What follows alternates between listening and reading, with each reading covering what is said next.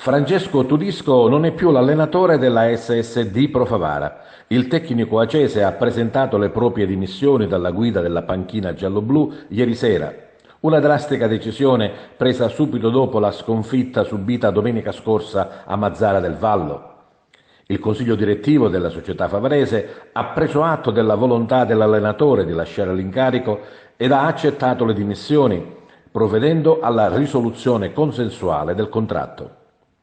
Francesco Tudisco era arrivato alla Pro Favara lo scorso anno, a campionato già iniziato, ed era riuscito a risalire la classifica portando la squadra ai vertici fino a disputare i play-off per il salto di categoria. L'inizio della stagione 2022-2023 non è stato dei migliori, doppia sconfitta con l'Acragas in Coppa Italia e falsa partenza in campionato con 2 vittorie e 2 sconfitte.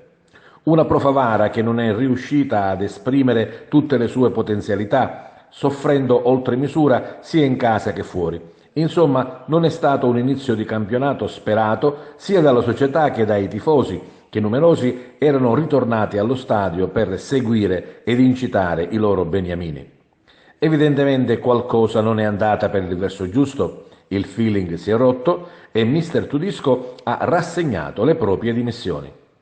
Il presidente della Pro Favara, Rino Castronovo, e tutto lo staff, nell'accettare le dimissioni, hanno ringraziato mister Francesco Tudisco per il lavoro fin qui fatto, svolto con impegno e professionalità.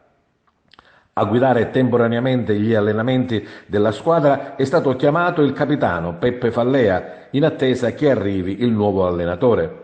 Domenica prossima la Pro Favara ritorna tra le mura amiche per la quinta di campionato, dove avrà di fronte la Nissa.